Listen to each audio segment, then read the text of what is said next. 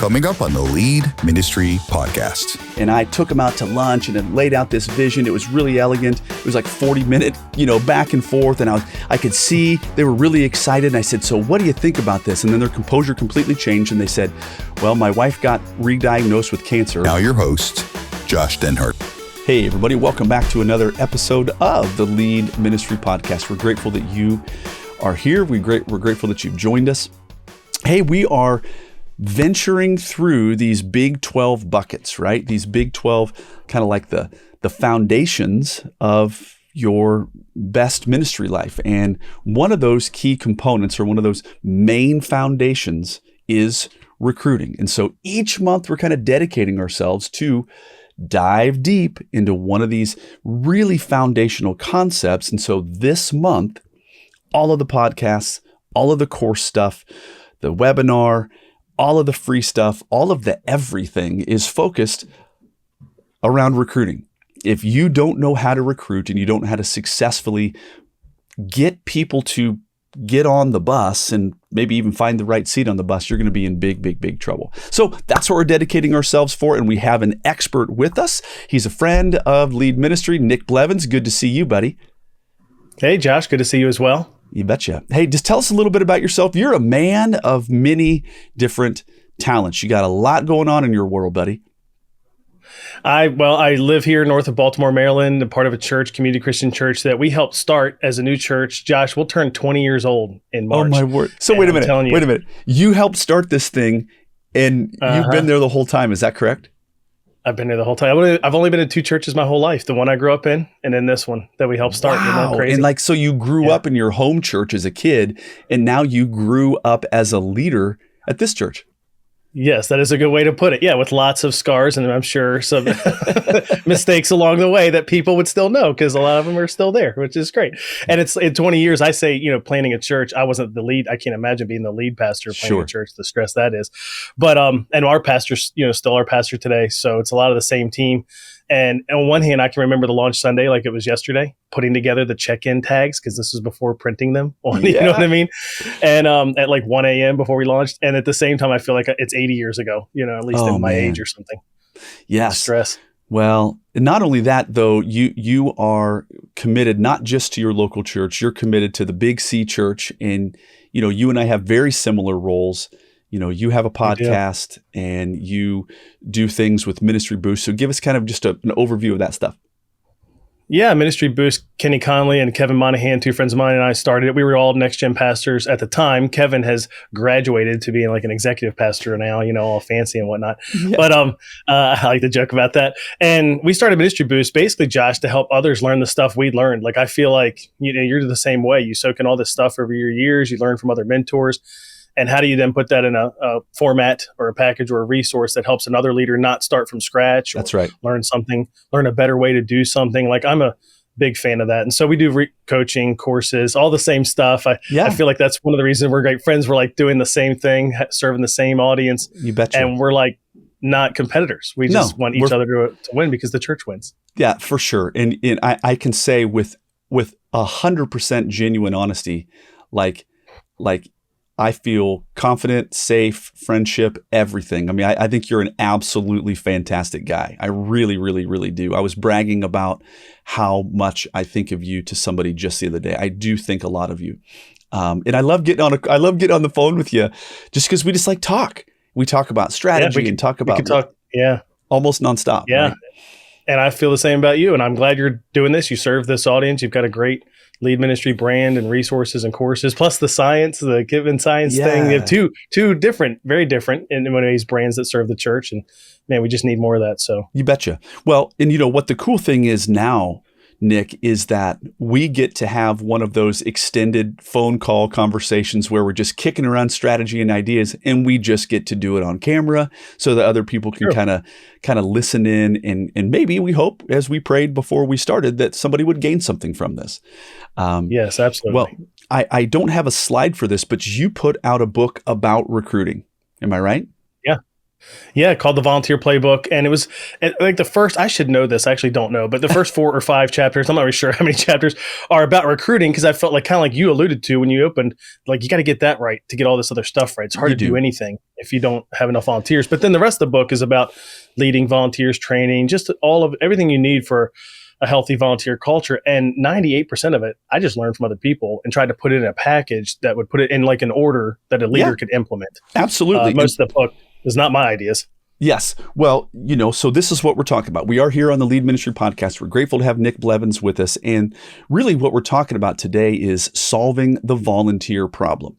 Now, last I looked, I read in a pretty reliable source that the harvest is plentiful, the workers are few. Yeah, not exactly encouraging, but at least it's like, well, can't be surprised. Yeah, it shouldn't be surprising. And if I always tell people, if Jesus said it, you can pretty much take it to the bank that you're going to be not as filled with people as you think you might. It's going to be a little bit tight, but there are ways that we can make it better. Mm-hmm, so we're talking today. And even like, I have a question for you. Yeah, please. I'm throwing a curveball at you, Josh. But like, what percent staffed with volunteers do you think a ministry needs to be like, oh, this is running well? Like, I'm not running around with my, plugging holes, pulling my hair out. Like, I don't think it's 100% actually. Like, I don't know what it is. I'd be curious what you think. So that's another example of like, 100% is a pretty rare thing to see. It is rare. Now, I've got 2 things that I'll say about that. On paper, we seek to be 100% filled. Yeah. Like I'm not going to go into a ministry year with like 6 slots unfilled. I'm going to keep at it until I have those slots filled. Okay, that's fine. So that's on paper, I might be 100% filled. But what translates on a Sunday morning or a Wednesday night, probably not 100%. And that's a good case of the normals. I have a funny story. I remember one week, and you know how it goes. This is not your first rodeo, right?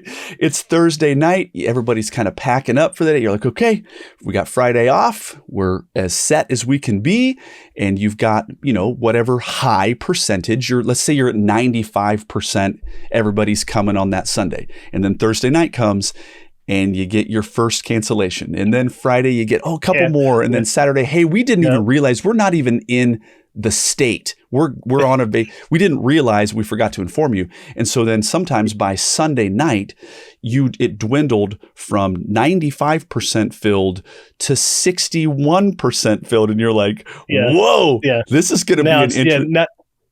You're plugging holes and you're pulling your hair out. And and so there's a big difference between those 2 numbers. There is. And that's going to translate to a very, very, very different Sunday. Right? Yes. And so, I had a team of people, and when it would get to that really kind of like, whoa, what are we going to do here? I would, get involved and whatnot. And I remember we just did our very best all weekend long trying to fill some of these holes. And we had a lot of strategies that didn't depend on us, right? People could swap and all these things. And we did everything that we could, but we were still significantly low. And we had to kind of say, okay, as far as it depends on you, be at peace with the volunteer roster. It's like you got to just go to bed. So we got up the next day, true story, and there was a humongous snowstorm. And the number of people who showed up to volunteer, which would have been catastrophically low, was really in keeping with the number of kids and families that came or didn't come because of that snowstorm. So we learned over time, hey, Father knows best. Chill out. And here's another axiom that we had, chill out. It usually works out. Mm-hmm. Yeah. If you put the work in too, because you put the work in on the front end, that's the difference. Sometimes we don't recruit enough volunteers. And so we're not even 95% on paper. And you know what I mean? We're 80% on paper, 10% call out. And now you're at 70. And that's a different experience. That is a different experience. And if I might be so bold, one of my all-time number 1 people, her name was Amy, and she used to say, hey, listen, I get it that somebody's going to drop out. I don't care if they called in.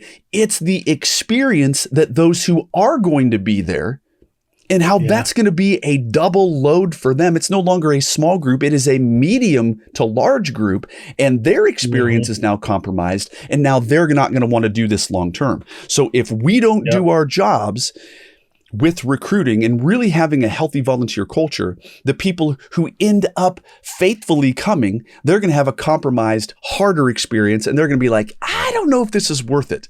And so if you have a crappy experience for them, they're not going to want to do it. And now you're double doomed.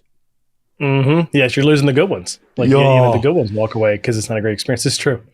Yeah. And then, of course, sorry, we're off on all these tangents. But the other pain point is that you can't have a bad reputation. If you get a bad reputation as a ministry, that will precede you. And, let's say good friend number 1 comes to good friend number 2 and says, hey, you know my life. You know the insanity of my life and that I've got crazy kids and a husband that travels. You're my prayer partner. Josh Denhart and Nick Blevins, these 2 leaders, they asked me to volunteer. I'm kind of praying through this and I'm coming to you for counsel. And the other friend goes, do not do it. Their ministry is a mess and they're not on top of their game. That is a reputation loss because you jacked it up with this person who now says to this person, don't make the mistake that I did. Now, the flip side is, hey, absolutely. They are the easiest people to work with. They find you subs. They have a great system. Everything's there for you. And so then they say, you should do this. This will provide value to your life. Big difference. Am I right? Yes. Huge. Yeah, that's big. And it's another reason why volunteer recruiting is so important. And there's so many problems around it, like so many challenges with it. Yeah. Well, and that's what we're talking today, right? And you're an expert on this. I do think extremely highly of you. So help us walk through solving the volunteer problem. Well, on the podcast, we have to have this little mental scaffolding. We try to define it. We try to take it deeper and develop it. And then we call people to action to actually do it. And so here we are. What is the volunteer problem? Well, you put it this way. Churches always need more volunteers. Absolutely. I sat in a breakout one time years ago, Josh, at a church where it had something to do with volunteers. I don't remember. And it was actually at North Point when they had their own drive conference. And afterwards, when it was time for questions, one of the guys sitting in front of me, he raised his hand and he was like, I have too many volunteers. I have like a waiting list. And it was hilarious in the room. Everybody looked at him like, we want to kill you right now. Like they were like, we hate you. Stop talking. We don't want you asking questions. It's probably the only time I've ever heard that in my life. I've seen it a few times actually where a team is full too. and you Only start to double. And what happens? The ministry grows pretty quickly. Yes. Volunteer growth is a precursor to ministry growth. And so you would like to get 100% or full because a lot of times it'll grow to meet that need. But for the most part, churches always need more volunteers. And the more critical that need is, like you said, the worse the experience is, the less we're discipling kids and teenagers, the more frustrating it is, the more you question your own calling. I mean, you can get to that level of stress and anxiety where it's like, why am I doing this? So it's really important. It is. And we did speak to it earlier, a little bit tongue in cheek when I said that I read in a reliable source, but I think it's worth mentioning again. Jesus said, the harvest is plentiful, the workers are few. Take it to bank. Yep. The church is always going to be a little bit shorthanded. I call it what I call God's math. He is going to achieve. He has his own math equation, and the equal sign is he gets what he wants, and it's often with less people. I often think of Gideon, right? God accomplished all kinds of good things with what he thought was a not possible thing. Well, I want you to speak to this one. It says hundreds of factors impact volunteerism. Talk to us about this. Now, you're definitely right. Yeah, well, and it's like, I guess part of it's like I'm an engineer brain by nature. That's what I went to school to do, is like computer engineering. So everything's not a math problem, and I'm not even that great at math. But there's part of it's like I'm an analyst. I guess that's probably the best way to say it. It's like I'm an analyst at heart, and grew up in a church where it was a church of 400. At one point when I was like 22 years old, I analyzed what we were doing, feeling like we're doing too much. And, we were doing 75 things. There were 75 ministries, committees, events.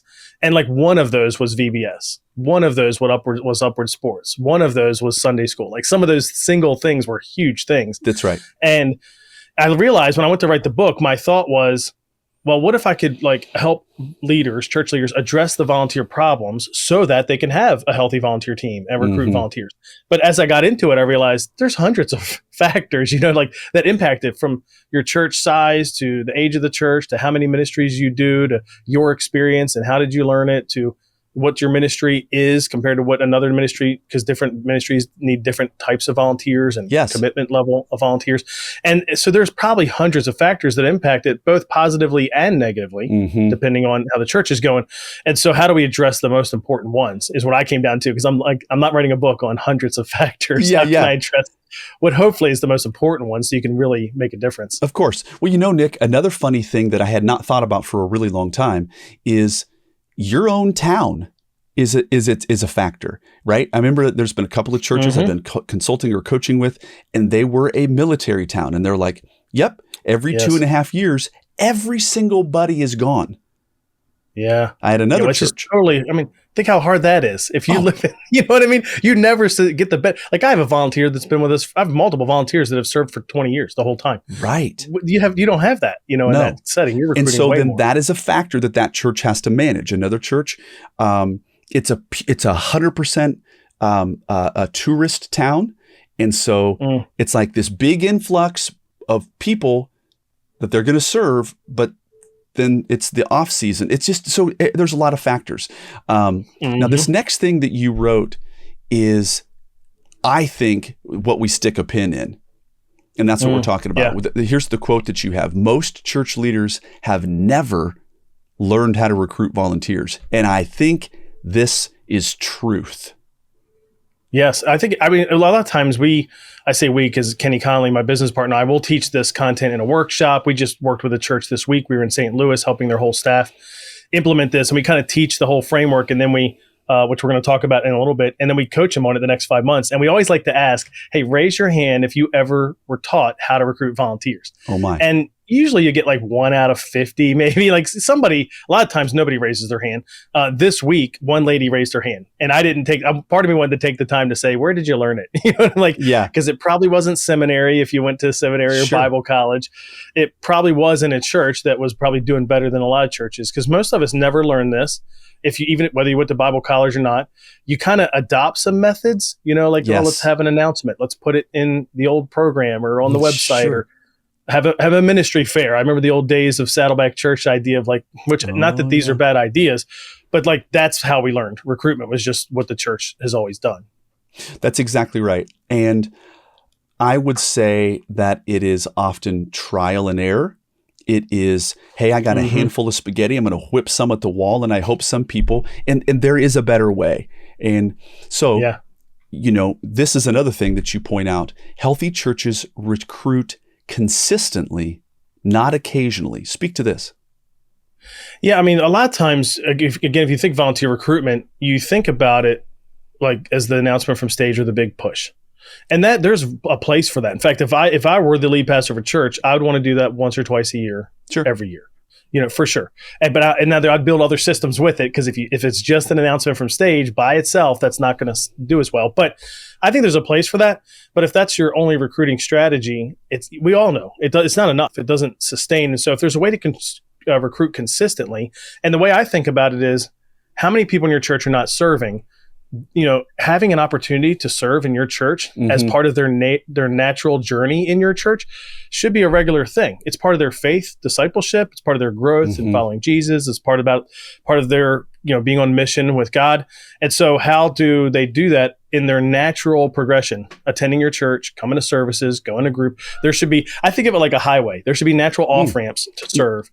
On ramps and off ramps. I completely agree. Yeah. And so while we do have these big pushes, you need to be thoroughly thinking through and having what I call the special goggles of leadership, your leadership lenses. You're looking to and fro to find somebody who might be good. You need to be doing that, not just occasionally. It needs to be a constant thing. Okay, we kind of defined it a little bit about this problem of recruiting, but now let's talk about building your recruiting framework. Let's develop it a little bit deeper. Now, two biggest factors, I want you to speak to these, is time plus strategy. Yes, and we like if there are hundreds of factors, influencing volunteerism and recruitment, I feel like these are the two most important. Who knows if I'm right? I have no idea, but just from my own experience working with other church leaders. And so time, it's like, are you giving it enough time? Like another thing we'll ask in a room full of people is, we usually tell them to close their eyes in case their boss is looking, and say, raise your hand and tell us, on using your fingers, how many hours a week do you spend recruiting volunteers? Like actual recruiting, not subs, not replacement, not fixing, communicating, actual recruitment. And every now and then, like this week, somebody said, I think somebody said like 10. I thought, I've hardly ever seen that in my life. Most people say 0 or 1. I had a guy one time do a half. His finger was like halfway up. He was like half hour a week. And I thought that's honest. That's probably about what the average leader spends. And if that, and so if we're not spending the time, it's no different than a lot of other things. If you don't put the time in, you're not going to get the results that you want. So if you can just, block out the time each week to recruit, and then you're going to have a week where you lead VBS and you're not recruiting at all. It's like, that's fine. Maybe even the week going into VBS, that's fine. But then come back the week after or 2 weeks after VBS and give it a few hours, because when you say a couple of hours, help the listeners and myself understand, what does that mean? What are you doing during those 2 hours? What constitutes recruiting? That's a good teaser, because I feel like we're going to talk about some of this through the framework. But so time-wise, I like to put an hour on Monday, hour on Tuesday. Now, I call this maintenance mode, because sometimes when you just start recruiting, and if you do some of the things we're going to talk about in a second, you actually need to spend more than 2 hours a week, because you're building some stuff. You're creating some things that don't exist. But once it's rolling, 2 hours a week, an hour on Monday to follow up from the weekend and send emails, and Thursday to follow up from who replied during the week, and then point to the weekend, have conversations. But most of your time is spent on contacting people, having conversations, and then giving them what we call orientation to volunteering. Okay. And that's different than by the way most people think of it. And that's the strategy. So that's where you start to marry the time, put the time in with a plan, a strategy that can actually help you recruit. That's awesome. Well, let's deal with some of that now. So this is what you call the recruiting framework. You have it's 5 things: 1, 2, 3, 4, 5. Prospects. Number 2, conversation. Number 3, orientation. Number 4, onboarding. And number 5, placed. Very simple. Talk us through. Yeah, and these are really just, think about, these are the steps, and you could make your own framework, and it's 3 steps or it's 7 steps. Like, don't make it 25 steps, but just whatever yours needs to be. But think about it like, what are the steps somebody needs to take to go from not serving in your church, but they're part of the church, they're attending somehow, maybe they're in a group, maybe not. Maybe they have kids that go, maybe not, but they're part of the church. It's not like they haven't been in 2 years, or they're, I grew up Baptist. We had like 5,000 on the roll in a church of 400. It's like, it's not, 4,000. Yeah. But the average I'm sorry. We call that pastor's math. Yeah, exactly. It's like, what's your church? 5,000. What was it last week? 378. But here's the other thing I would say to that point. Nowadays, if your church does average 400, like my church did growing up, nowadays, I would say there's probably 1,000 people that call that church home, that do attend. They just don't come every week.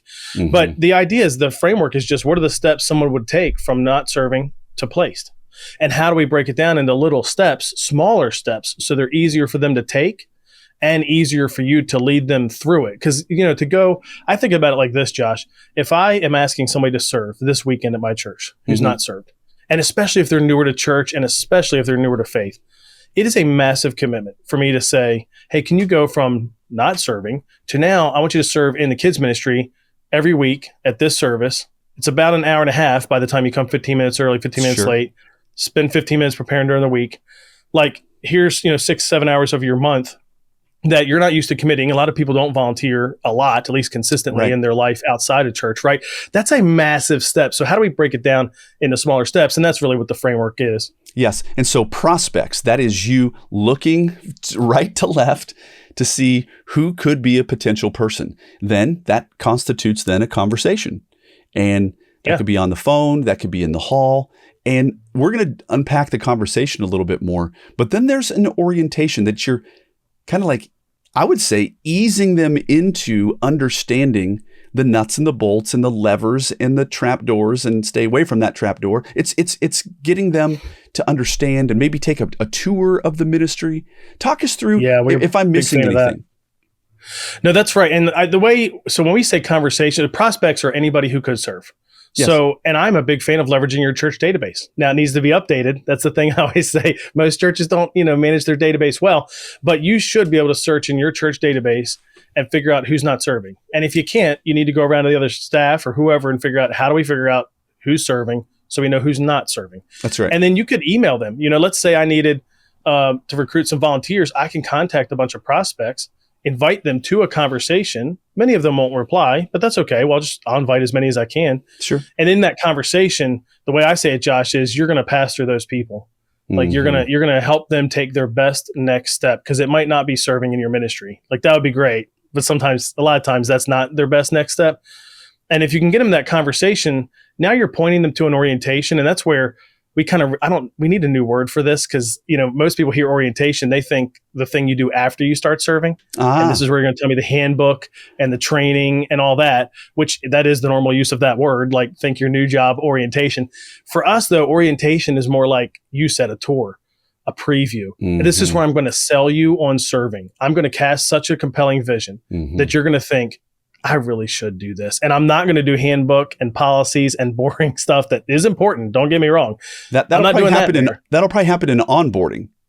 Exactly. Like orientation is the sales pitch, which that's probably not a great term for it, but that's what it is. But we're part of God's great commission. This isn't selling cars. Like we don't have to feel bad that we're trying to invite you into this mission. Of course not. Because you're going to come thank us 6 months from now. Not only are they going to thank us because they're doing something worthy with their life. If we do our job well, it's actually going to enhance their life, and their Christian experience is going to be that much more fulfilling. I'm not selling anything. I'm inviting you to have a better life, quite honestly. 100%. Yeah. I don't remember if I was a teenager or if I'd turned 18 or what, but one of the ladies who'd probably been my Sunday school teacher when I was a kid in church asked me if I would teach a VBS class. I don't even remember the age of the kids, probably somewhere in elementary, 3rd, 4th, 5th, whatever. And I'd never done anything like that in my life. And I thought, I don't want to do this. But this lady's really nice. Like, I feel like I got to say yes. You know what I mean? It was one of those. Sure. And I did it. And how grateful am I for her today? That's right. Changed everything. Years later. And I'll changed say, everything in my life. As a small, just teeny piece, I do encourage people to have an every single week, and that maybe nobody comes, but if there's a new person that you meet, and this was my role because I had everything so dialed in, I would be like hey, listen, you guys are new here. Great. You got your kid dropped off. Now, are you going to go to service? Oh, you already went to service and your kid, let's take a tour. And I had this canned script where I would walk them through exactly every single area in the church. And I really do encourage people to do that. Well, this is good. Now talk to us. This one here, I needed clarification on. Remember when we were first talking about this?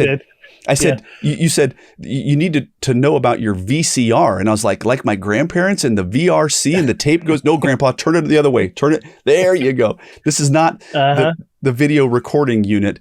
It is the volunteer conversion rate. It is. And you and I know we used VCRs. We're at least familiar with it. I saw something funny the other day, Josh, just to have some fun with us being older, is it was like some younger person had made an AI image of a VCR because of whatever, for like vintage reasons, but they didn't know exactly how it works. So the VHS tape was in vertically incorrect. Like it wasn't in the VCR. It was sticking halfway out. It was oriented the wrong way. It's like, that's how you know you're not even old enough to know how that worked back in the day. No, that's not what this is. This is volunteer conversion ratio, and this shocks people, and we can explain some of it. But the idea is VCR, we say the VCR is 10x. You need however many volunteers you need to recruit, you need to multiply that by 10 to determine the number of prospects you need to contact. So if in other words, 8 volunteers times 10 is 80 prospects. So if you need, it's a funnel, really. It's a funnel. It is. It's totally a funnel. So you need 8 people. You should be looking at 80 to start prospecting. And some of those people, they're not going to be even remotely qualified. Some of those people aren't going to be on your database, or some people, but then it begins to whittle down, and then you end up finding the gold people at the bottom of the little shaker pan, and you've been mining for people. Yeah, and most of them, the honest truth is most of them just don't reply to your communication. That's really what happens. So you need that. Now, I used to teach 4X. That was the VCR I taught years ago, Josh, but my experience was people didn't put enough in. So even at 4X, they wouldn't do 4X. Like if I was working with a leader I worked with a leader where she watched one of our courses. We did a call because she said it wasn't working. She said she needed to recruit 30 volunteers. So by the VCR, now at that point, I'd made it 10X. She needed 300 prospects, which is a lot. Well, I asked her, how many prospects do you have? And she said 36. And I was like, okay. So in other words, we don't have to be math majors here. Yeah, you don't have to be a math major to understand that the likelihood of only 6 saying no and 30 saying yes is exactly. You're banking a lot on that. Now, what's difficult, and I've talked to a lot of leaders, they're like, hey, guess what? The VCR for me is more people than exist at my church on a given Sunday. Yes, I've had that happen where I say they'll do. I had like with leader where she said, I need 17. That's 170. Our church average is 125. It's like, okay, 2 things. I go back to the average church is at least double its attendance, most churches on a Sunday. So if that church is 125 on a Sunday, it's 250 to 300 that on the call roster. that church home. That come at least once a month or once every other month. Yes. And because of Christmas and Easter. What's your Christmas and Easter number? That's a more like who calls your church home. Now, 170 is still a lot. So what I would tell her is you don't actually need 10X a lot of times, but you need to start there. Because what happens is it's almost like when we used to tell my grandmother, she was always late to everything. So we'd tell her Christmas dinners at 2 and it was really at 3. So there's a little bit of that going on with the 10X. Yeah. You need at least 5X. So I'm going to tell you 10X. That's actually helpful. Math does work out. Yes, that is actually quite helpful because at the end of the day, not everybody who you ask is going to say yes. That's what you need to get through your nugget, I think. Yes, and so many just don't reply. I feel like we teach a pretty good, robust process for contacting people. Like we don't give up after one email, but I've done this time and time again, and so many people just don't reply to you. That's the easiest way for them to reject you is to just not reply. And so you need a big prospect pool to get the most volunteers out of it. That's really true. Well, let's kind of land this plane. What practical steps do people need to take to solve the recruiting problem? Let's do it. And so you have this interesting thing, block off 2 hours a week just for recruiting. And I think we talked about this a little bit earlier, but it's not just in June. It's not just in July that you're doing recruiting. This is an ongoing thing. Yeah. And I think the actual recruiting through the framework, this process, you can't do it in mass all the time. It would just become white noise. Like imagine me saying I need to recruit 10 volunteers. I get 100 prospects and I email them and then I email them again and then I text them, right? Well, I can't do that 3 weeks later again. And then 3 weeks after, they would just leave the church, at that point.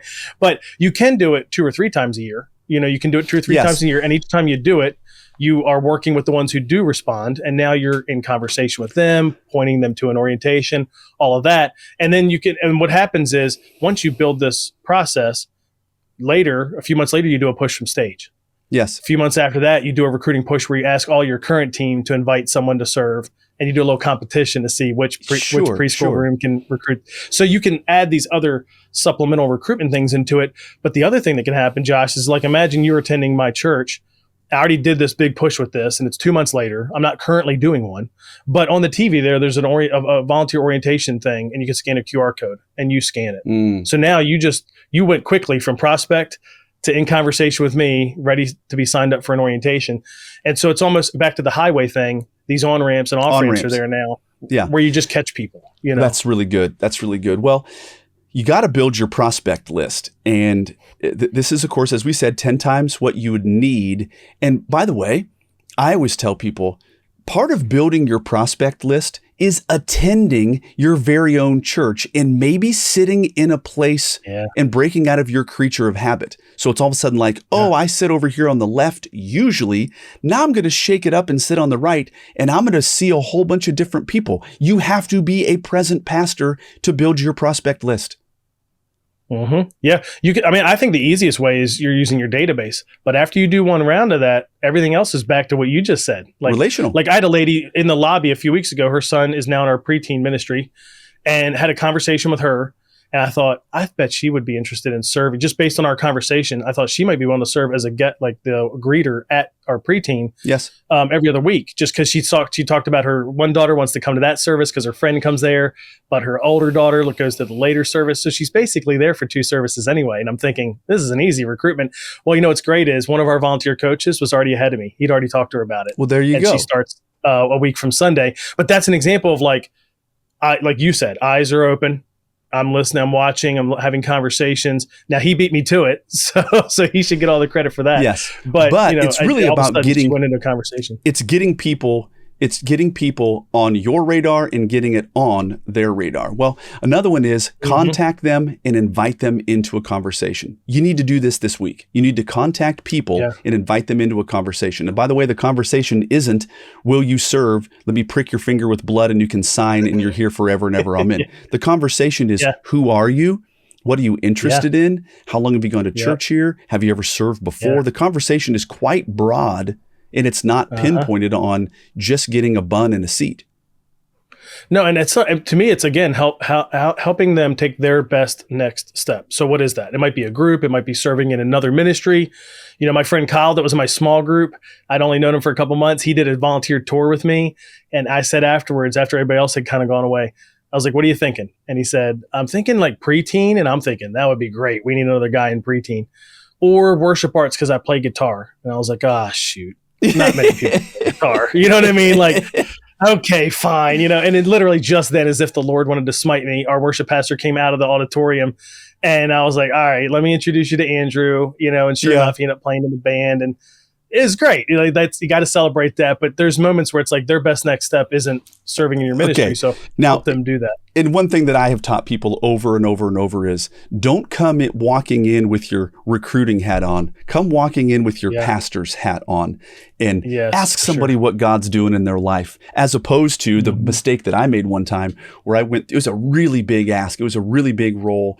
And I took them out to lunch and it laid out this vision. It was really elegant. It was like 40-minute, back and forth. And I could see they were really excited. And I said, so what do you think about this? And then their composure completely changed. And they said, well, my wife got re-diagnosed with cancer. My mother-in-law is moving in with us. And I have a new job that's not really I'm not changing my jobs. I just have a new job at my current job. This is going to be a crazy season. And so in my mind, I'm like, why didn't I ask this person what's going on in their life? And then I wouldn't even have done this pitch. I would have shepherded them. So you got to be a shepherd before you're a recruiter. So that conversation, like you said, can go a lot of different directions. So this is good. Now start regular volunteer orientations. Talk to us about this one. And this might be the best hack of them all. I mean, contacting the most people and prospects is probably really, really one of the easiest hacks. I feel like that's the easiest part of the framework. The hardest part is in the conversation when you invite them to the orientation. That is the hardest part because now I have to shift gears. Like if I'm talking with you and I've heard your story, now I actually do have to invite you to an orientation when that's me making the sales pitch where you could turn me down, you could reject me. Yes. But once you do that, it's a lot easier to invite them to an orientation than it is to serve. Because this 100%. Is another small step. So that's the key. You invite them here. That's good. I like the small step because what you're not asking is prick your finger, sign in blood. You're here until the kingdom comes. What you're saying is, hey, would you take this conversation to just the next logical step and do it exploratory with me? That's what's happening there. Mm-hmm. Yeah, and I like that you mentioned tour earlier. My favorite version of a volunteer orientation is a tour because it works for one person. I just toured another guy that actually was in that same small group, Chad. He signed up for a volunteer tour because we can do that anytime in our church. Mm-hmm. And our team actually messed it up and didn't follow up with him right away. And so he shows up Sunday unprompted. And I was around. I was like, oh, well, let me do it. I know Chad, and we did a tour. It can work with one person. It can work with 15. That's exactly right. Now, because if in a room, like a lot of people think a class. The problem with a class is your church would have to be massive to make that feel good every time. Yes, because it's called critical mass. Exactly. And so with this you don't one want here, 3 people in a room. It's like that's a hard sell. The operative word here that I've just circled is regular. And so what I have encouraged people with and what I did is that on any given Sunday, I was ready in season and out of season to run one of these tours and to give people a visual on what these different rooms looked like. And to tell stories, yes, vision. Yeah, it's all this stuff. It's funny though, Josh, you'll appreciate this. We do our tours church-wide. Mm-hmm. So I am very biased. So I do everything. I sell everything. But when we get to the kids ministry and the student excited ministry, now. I have to crank it up because the reality is serving in our guest services is a much easier step. It is a critical ministry, is really important, but you can serve every other week at the same service there and attend that service that you're serving at. Like it's maybe an extra 30 minutes on your commitment. I get it. If it's kids, it's an hour and a half a week, usually most roles. If it's student ministry, it's 3 hours Sunday nights, 30 times a year, plus 3 trips. Like so I got to put on like the vision hat and be like, this is where it's at. Like this is where you want to be. So it's funny. I don't tell that many stories in the other parts of the church, but we get the kids and students. I'm like, this is Keith. He's baptized about 40-some 4th and 5th graders. This is Jim. He just started 3 months ago here at 45. Jim, how you liking it? Like I turn it on. Yeah, it's we have a bias, don't we? No, but this is good. I'm not ashamed of it. I'm not ashamed of it. That's exactly right. But I think this is good. And I think people need to, the big takeaway for me is dedicating multiple hours every single week towards recruiting. Now, that doesn't mean that I have to be on the phone for 2 hours. It could mean that I am generating a recruiting resource that's going to make my phone call that much more effective. Mm-hmm. But or you're planning the orientation. I'm planning the orientation. Like I'm training somebody else to do the tour. It's putting 2 hours towards the macro concept of recruiting. Yeah. Yep. I'm sending 30 emails. I'm replying to the 3 that wrote back. You know what I mean? Like I'm having the conversation, that we set up after one of them wrote back. Like it's that kind of thing. And so there are seasons to it, because if you run this play hard for, 4 or 6 weeks, well, then again, you're not doing it exactly like this. Again, you got to wait. That's right. Now you're recruiting a different way, right? So it is a little, it does ebb and flow. It's not exactly 2 hours a week, but it should average out to that. And if you did that, you'll see the fruit. That it comes down to, are you putting time into this critical? That's it. I don't care how much, but are you putting in? This is what I always say: time plus consistency of any behavior is going to yield a result. Stick with me. If you're putting in time towards your recruitment thing, you're going to have results. But if you put no time toward anything recruiting, you're not going to have any recruiting moves. It's time plus consistency of behavior. And if you don't have the behavior that you need, you ain't going to get the results that you want. And let me ask you this. I'd be curious to get your thoughts. These are the conversations we have on the phone offline. I know, all the time. I don't have proof for this, but I feel like part of the reason we don't do it is because as a children's ministry volunteer, to get to Thursday, and it's like I'm making sure all the people are scheduled. I'm figuring out who's there, who's not. Like we could talk about this separately, but I feel like too many kids ministry leaders spend too much time scheduling, than recruiting. And so you're doing that. But finally you even get it there barely by Thursday. And then people call out, like you said, and the stress builds, and Sunday isn't as good as you want it to be because there's too many people missing. But then what happens is Sunday's over and there's a relief. And I'm not a brain psychologist, but I feel like what happens is next Sunday feels like 5 years away. And so recruiting doesn't feel urgent anymore. It feels urgent on Saturday night at 10:37 when somebody else calls out. But then you get by, which isn't great, but you get by, and the relief. And it's like next week is 10 years away, and I don't feel the pressure to recruit. That's my theory. I think there's a lot of truth to that. And then what it comes down to is you're the little kid in the dike who's just plugging holes, and then you're running over to the next one and you're plugging it over there. Yeah. And I don't know, man. I could get emotional in this one. That sounds exhausting to me. It is. We've all been there. It is. I don't want that life. And you know what? To be dead honest with you, that's why I created leadministry.com. I mean, almost emotional here. I created it because I didn't want people to go through the first 3 years of ministry that I went through. Mm-hmm. That I was like, I am not going to live this way. And so I built systems, and I built processes, and I learned how to develop people to put into those processes. And then it finally worked. And I'm like, you don't have to have a crummy ministry experience. You might be in one to start, but you can build it. You can build it better. Like, I always say my business partner, Kenny Conley, who you've had him on the podcast, he's attracted to a good dumpster fire, as he'll say, like the ministry is a mess, but then he builds it up, then all of a sudden in 2 years, it's like, it's singing. Is a turnaround. It's singing, and there's a turnaround. And so that's what you and I have sought to do, is to go, you don't got to create it alone. And we've kind of built some of the systems. So man, I'll tell you what, buddy, I could talk to you for a really long time. I feel like just pushing stop and then pushing re-record again. You know what I mean? So yeah, we'll talk about the next thing. Yeah, exactly. Well, Nick, God bless you. And thank you so much for being on the podcast with me. You're a great dude. It's always fun. Heck, we should just push record on our phone calls every once in a while, you know? We should. That would be great. I'm sure people would love to hear that. And I love talking with you. And thanks for everything you do, man. You're a great service and ministry to the church. And thank you. Thank you. You're doing the same. Well, gang, this has been just yet another episode of the Lead Ministry Podcast. Grateful that you're here. Hey, listen, take at least one thing to heart. And if you don't know what to take to heart, take the thing that I'm taking to heart, which is you need to put a little bit of time in each and every week, because you're definitely going to be healthier if you do. Well, gang, this is about recruiting. We've spent the entire month talking about this, and we are grateful. We'll catch you guys on the next one.